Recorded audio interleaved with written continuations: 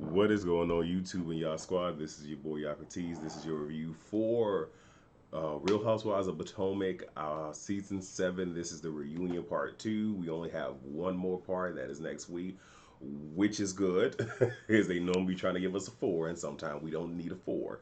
And with this, well, maybe we'll talk about it later. Anyway, make sure you catch myself, Terrence, Scotty, Really Be, Simply Sakina, Josiah World TV tonight here at the Citadel for the Whether You Like It or Not panel. We talk about this. We may have some guests. Maybe. I mean, you never know. Like, it's the Citadel. It's lit over here. Like, y'all know. Y'all here now. So make sure you come back to see that. So we pick up where we left off with Candace saying that to Gizelle, your dwindling kitty cat was waiting for you to put it on TV as a storyline. Everybody, a lot of people were up in arms about that. I'm not. I'm not. Like, it's clear they are at war, and you had a lot of people saying, "Well, what if? What if?" If that happens to Candace, I'm pretty sure she'll deal with that down that line.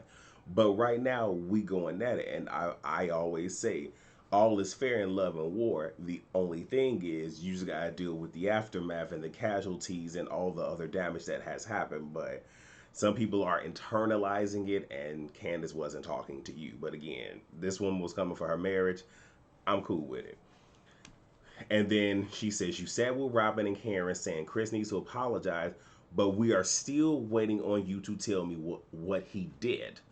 And then Gizelle, one thing she loves to do is she loves to do this. And sometimes it's not even in a condescending way. It's just sometimes that is her speak. Like, that's her pattern of talk, which is weird. And she was like, he made me feel uncomfortable. And then at one point she says Candace is making this bigger than what it is. No, no, she's not. Because again, this is affecting somebody's livelihood. Period, and the point blank. And here's the other thing. Though that affects Chris directly, it also affects the spouse because, especially with Candace doing business, let's keep it a buck. If Candace doing business, right? If these allegations are out there about your husband, okay, you're married to this person, you are in union, his stuff is already being affected. And of course, a lot of companies don't want to do business with somebody that has these titles, and they're not going to stand around and wait for the results. They're cutting ties because the bottom line is money. So if record companies, movie execs, and all this other stuff see this, and they feel having you on this project may keep people from coming to watch the project or invest or this and that and this and that because of who you are married to, they will cut ties. So now that's not only messing up his bag, it's messing up her bag. But for whatever reason, people don't seem to understand how big of a thing this is when you are saying that somebody has made you feel uncomfortable, alleging that he done sat here and groped on somebody amongst all this other stuff, and it's more than one lady saying it. Yes, it's a big dang on deal.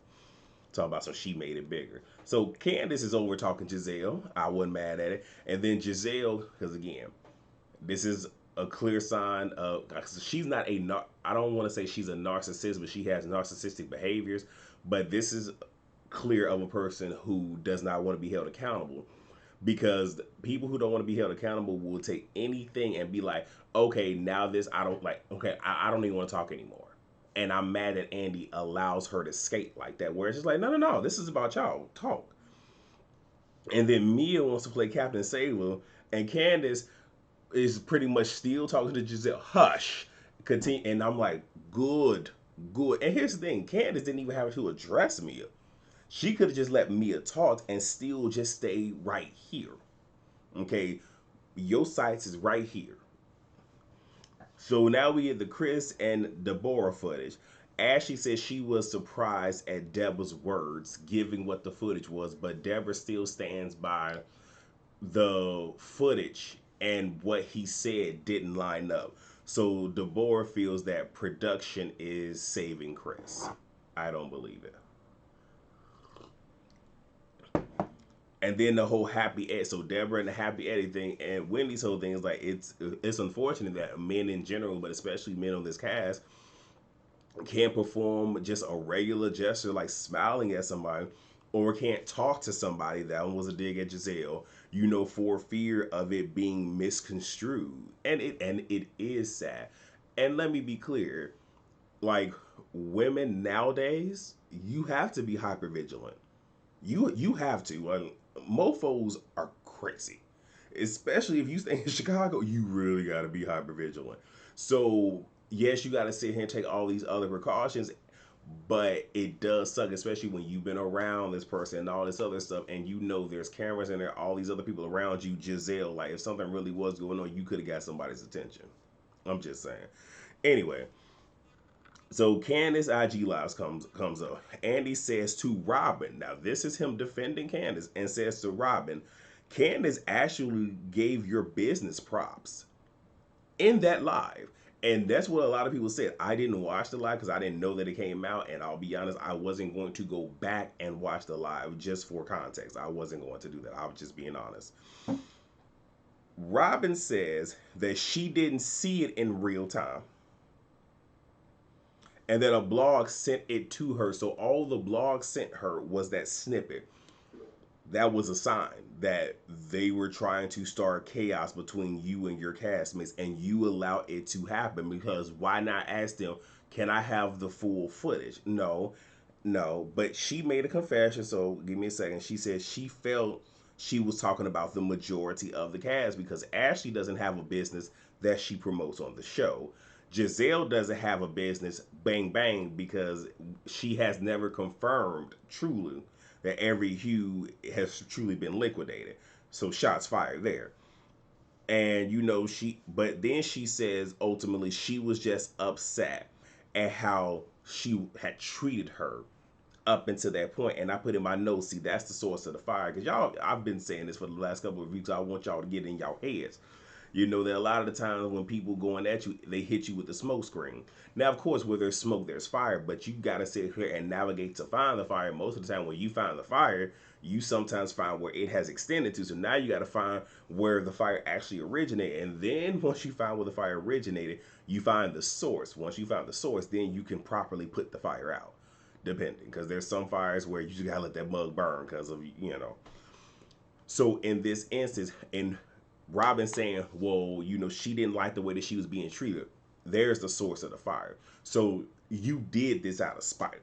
Keep it a buck. But you didn't want to say that. And, I'll be honest, I did like Robin season 1, because she was the most down to earth. She was the most relatable. And, there was rawness there, some authenticity. And along the way, we got this. Oh, well, she's right here. We got this. I don't know what this is. So then, and then she said, why are you upset that I played your words for our friends? Because it was a setup, because you knew exactly what you were doing, because you wanted a desired effect. Stop playing with me. And then Candace says, if she was in Robin's shoes, she would have saw clarity before trying to air somebody out. Which, if you are friends, if you are cool with somebody, that is what you do. Let me come talk to you one-on-one, because I might have had this thing messed up, misconstrued, whatever. And then Robin says that she must be mad it was done on camera, which is not fair. We are all here filming everything. I'm sorry, we're filming everything we do. It should happen on camera. This lets you know that Bravo went back and did some heavy editing, and I'm pretty sure they happy that the Super Bowl happened, because that gave them a week to do some extra. Because now we get to watch what happens flash forward, where she's like, well, I don't know why Candace would be mad at me, because there was something you could have talked about on camera that was happening in real time over the course of 2 seasons that you didn't. But you're mad at her because, again, all of this is out there. And what she said, even though it was happening during the span of taping, it wasn't done on camera. It was just her venting. You played that on camera, and you're saying, oh, well, don't get mad because it got played out on camera, but you purposefully kept your stuff off camera. That's why Candace is mad, where you had a legit storyline. But rather than you talk about what's going on in your marriage, you want to sit here and in essence try to hang me out there. Same thing with Gizelle and all the other ones. So Candace is asked about her saying she respected Robin the most. What about Wendy? And she said she's known Robin the longest. Got it. But then Wendy replied, but you also said she was the most loyal. Then she put the speaker on the table. Look, those two not gonna go at it, which is cool. And those two really ain't friends because it shows. It showed during the early part of the season and even at the reunion that they're not really friends. Friends, they're cultivating a friendship. Because again, there was the time where when Candace heard that bomb dropped on her by Gizelle, Wendy could have gone after her to see what was wrong, but she didn't. She stayed there to shoot this scene. And then later on in this reunion, where Wendy is bringing out and all this other stuff, there are times that Candace could have jumped in, but she didn't. Just saying. So now it's a lunch break, and then we get Gizzard's package.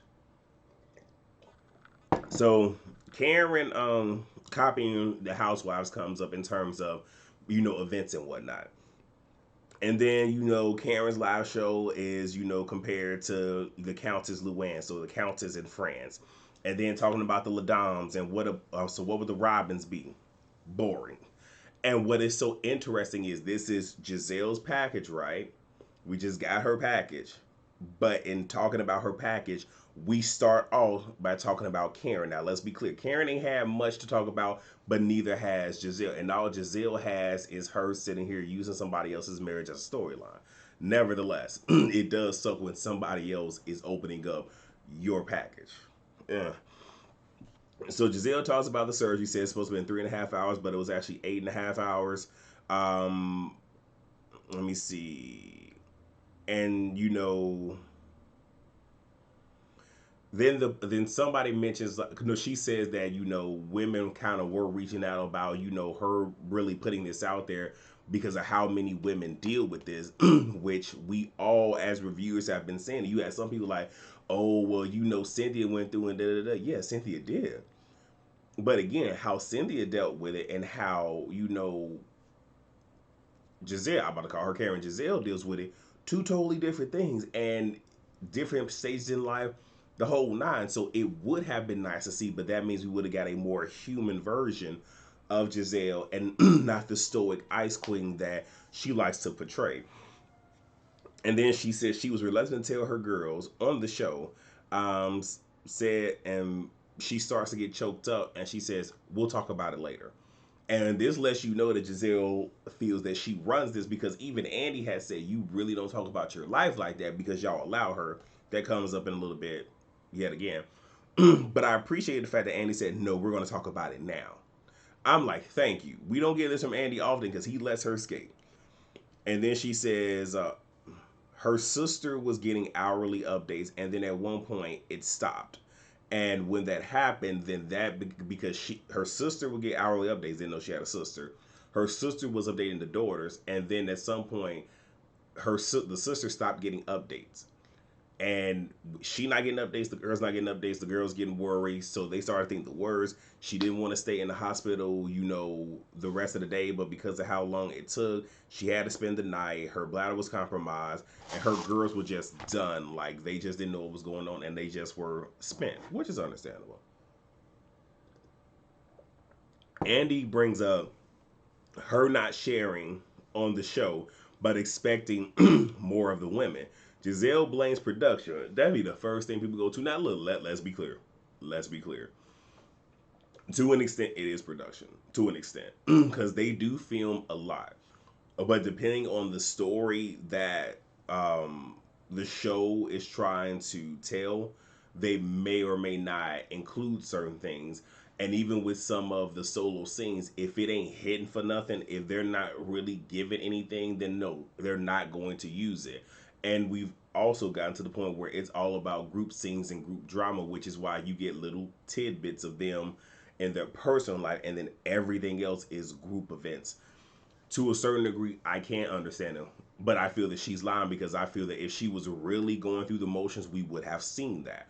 Like Mia going to the doctor all of what 2 times. We were there.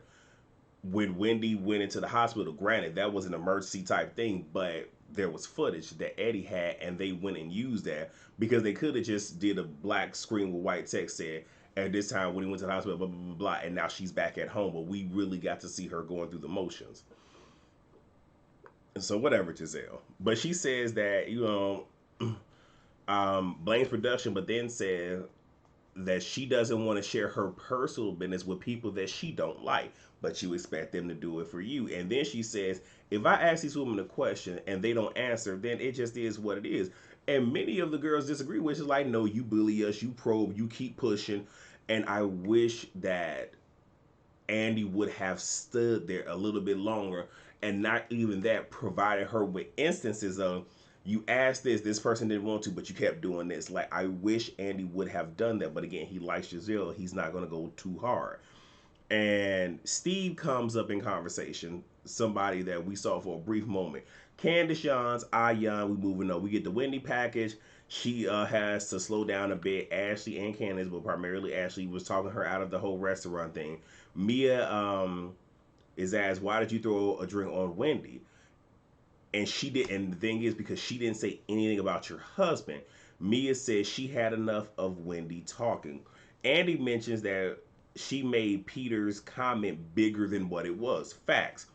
Mia says, well, I was trying to talk to Wendy about business, and Wendy took things down a different lane. Wendy is upset because a year later, Mia cannot accept her responsibility in her action and says, don't let my strong stature fool you. That's messed up. You assaulted me. F you forever. And I just got to be honest. I understand it, but I can't fully. No, I'm going to wait because she does say something else. Give me a second. So then Mia says, you F Peter. That's the real story. They had dinner before filming and she gave him the cookie. I saw the camera footage. First and foremost, that's disgusting and that's dangerous, especially if that did happen, hypothetically speaking, and she gave, the kitty cat and it's recorded. Do we not know what that is? And if you saw it, so now we're exchanging, trafficking, showing these different elements. Like, if that really did happen, mind you, Wendy's marriage will be compromised, but that is a big lawsuit coming at two different people. Like, and Mia just says stuff because she wants a reaction, and that in itself is very dangerous. She, just like Gizelle, is a liability. So Robin is questioning, how can you call Wendy antagonistic when she had the drink thrown on her?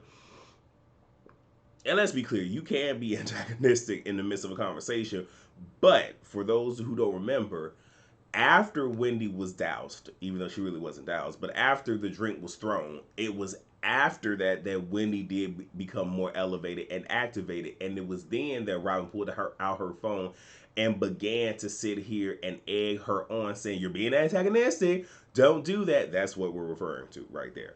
So Robin first says that she doesn't know how she would react if a drink was thrown in her face, and it's like, oh, I have an idea.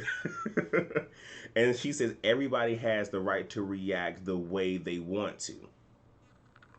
And about to get the butt. However, I did not want to see her fight on TV. You a damn lie.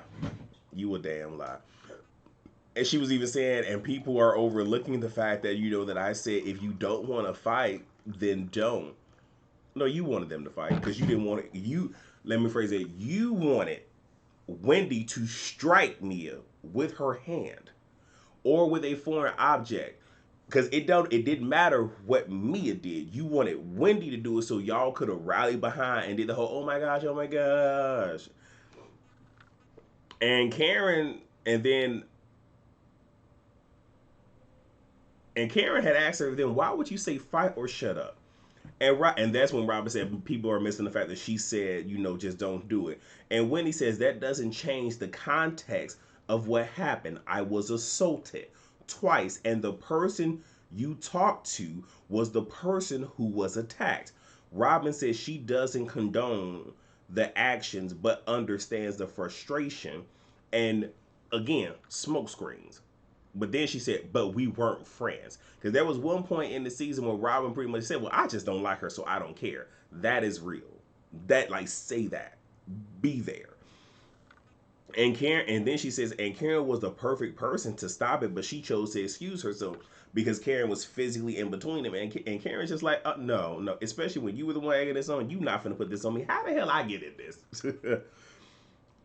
Because yeah, Karen wasn't having it. And then the question is asked. So you said Charisse did not have to hold you back, but it's clear that she did. Can you admit that you were acting in an aggressive manner? Robin wants to go in circles about the whole. Well, she said stand up, so I stood up. That ain't the point. So because again, Wendy made it clear. You stood up, dominant stance, and then you start to walk towards me. I don't know what you about to do. Most people don't know. Things could have went left. And even Andy said, if you had walked up and you were walking towards us from the other side of this table, I would have to get up and try to restrain you. Anyway, Ashley. So then Ashley's brought up and says you flip flopped on your stance against violence. Ashley pretty much says no, she didn't. When what happened with Candace happened, everybody rallied behind Candace and nobody had Monique's side. So I had Monique's side. When this happened, everybody rallied behind Mia, who was the aggressor, and nobody rallied behind Wendy. So I went over there. hmm So Gizelle is now called out, and Gizelle says that the Candace and Monique, the Mia and Wendy are two totally different situations. Candace got beat. Wendy got a drink thrown on her. I don't like when people try to sit here and quantify what happens. If we gonna keep it baseline, assault is assault, right? And let me be clear, though, everybody had their reactions on what happened with the Monique and Candace thing. Was Candace assaulted? Yes.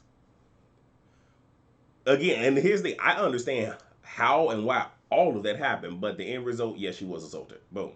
I mean, if we just gonna stick with facts, with none of the other stuff, and that whole spiel that Gizelle had about black women and the bar is low and da da da da da da da da, but none of that we got here.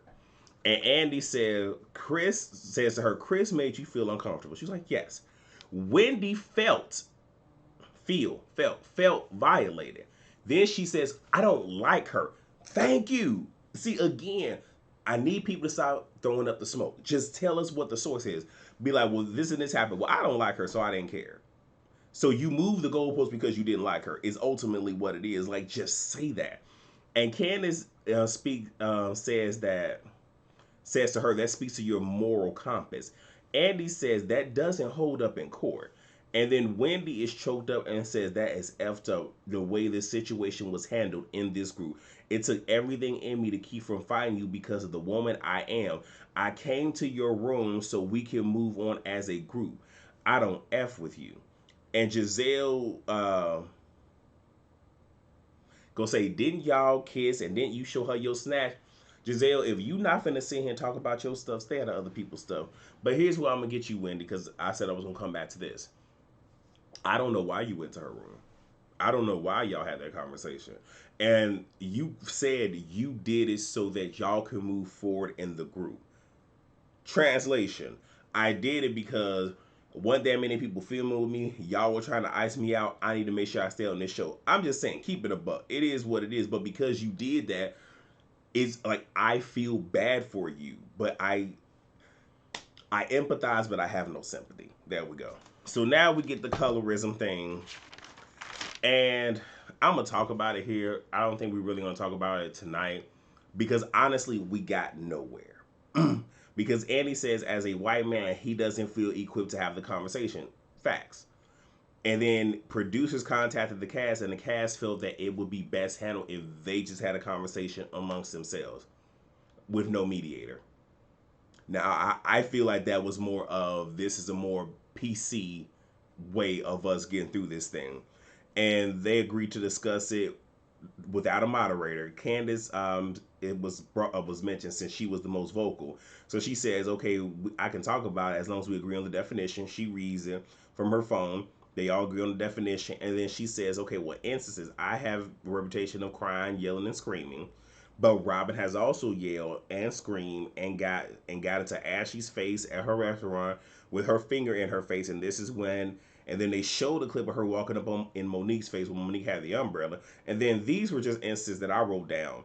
Her patting her kitty cat, going off on Wendy because you got into a conversation that had nothing to do with you because your broke self decided to drink all this dang on, was it whiskey? I think it was whiskey, whatever.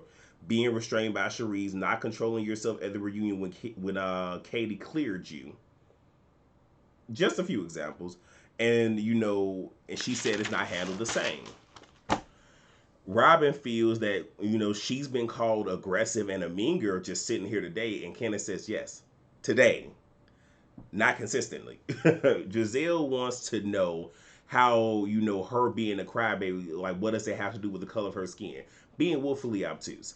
I would expect Andy to have asked that question, not Gizelle, because again, Gizelle knows her pretty privilege and what her light skin gets her and all this other stuff, but she's trying to sit here and play dumb, play coy, because again, if we really dig into it, you really gonna look bad, and that's not what she wants. And Candace says, being, vilified and, ridiculed. Karen then says, her family now owns a plantation that her ancestors are on, and she says when it comes to something like this, you have to internalize it. It takes a conscious effort to recognize it. Candace is saying, given the color of her skin, she is judged more harshly.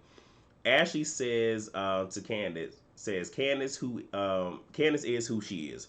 Robin is who she is. How can you label it? Karen says, listen to her words.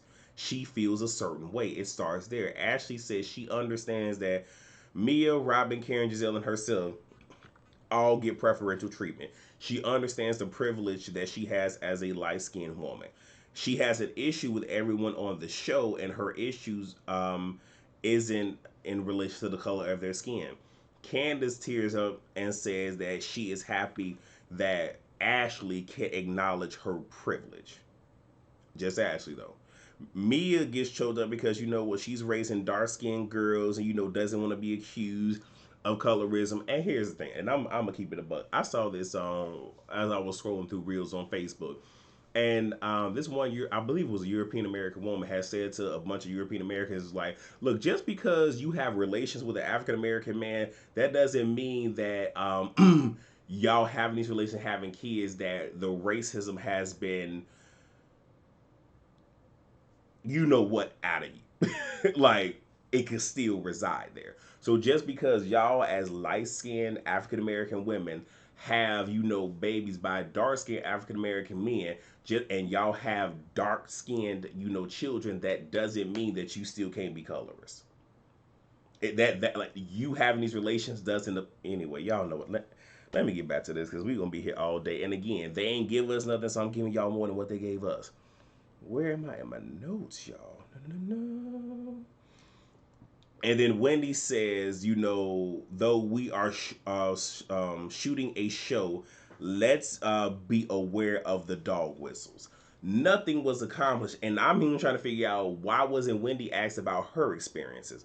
Like, we really could have had this conversation. And there should have been instances like this. Could have been a whole hour show by itself, where we could have went down the list and shown, let's watch this scene. Do you see this? Here's an instance of colorism, whether you knew it or not. Like, we really could have went there, and I'm getting tired of us having these conversations that go nowhere. Absolutely. Like, what was great is we had the participants there. We did not have the right person to help facilitate the conversation, and we did not have the footage to go along with it. Anyway, moving on. Let me go ahead and finish this, because we're at the end, and I'm about to get pissed. So Jacqueline Jones, we have the Jacqueline and Mia package. Jacqueline feels that Mia is, diminishing her to elevate herself, wanting her to be her peasant. You know how sometimes when you have like this vibrant light, and people are attracted to it, and it's because you have something that they want, and what you have is effortless, and they don't have to work towards it, so they want to sit here and bring you down just so they like and shine brighter. That's kind of what she means. I'm helping you out with your words here, Jacqueline, baby. And I'm calling you, and I ain't even calling you Jacques. I'm being nice. So Mia doesn't want her to be looked at as a peasant and whatnot. And there was a lot going on during filming, her talking about her cancer. And she felt overwhelmed by all of the support that Jacqueline needed. And Jacqueline's like, okay, well, first off, Your nanny is my sister, and she was my nanny first. And because you don't have any familial support, got her right there. I decided to, let my sister help you. So how is that I need all this support when I'm giving you the support? Andy asked if Mia felt that, since growing up, as a foster sister, she probably felt a little less than, and she trying to turn the tables. Mia says no and wishes that, she was closer with her foster parents, given everything that happened this year, because Andy asked her if she was, close to them, and she says not currently. Jacqueline is asked if her people have watched the show. She said she's made sure her mother hasn't watched it, but the remainder of her family has, and they are pissed. Mia says that, she can forget about things that happen, and like that happened the night before, and then the next day just be ready to move on because you lie. But Jacqueline says because you are unhinged and brings up a group chat. Oop, and I did not even have it ready for y'all. Hold on, see, this is my fault. Okay, so in the group chat, this part reads she needs to be planning for what's for dinner with her food stamp card and unemployment checks now that she got fired and back living at home with her mama while her house being sent into foreclosure. Priorities all backwards. That was a lie, and ooh, shots fired. And Mia says, "Don't start none, won't be none." Why would you put this in a group chat with people that you work with, though? Foul. And Jacqueline says, talking about family and personal life, yours is in shambles, and I have proof. She brings out some of those, and then Mia brings out a bedazzle box with her. So now we gonna have a war of receipts, and that is where this ends. Next week we gonna pick up with Jacqueline and Mia, and then we gonna get the 30 minutes of Robin and Andy, and all of that we gonna end it on Simply Sakina's channel, so she get the juicy stuff. But it's okay. It's okay. We gonna make this do what it do. But with that being said, thank you all so much for watching. Again, make sure you're back here at the Citadel tonight for the Whether You Like It or Not panel, and we just gonna sit here and cut the food like we normally do. So please rate, comment, subscribe, and share. Go watch all of everybody else's videos. Support everybody, and then be back here. And I will see y'all then. Peace out.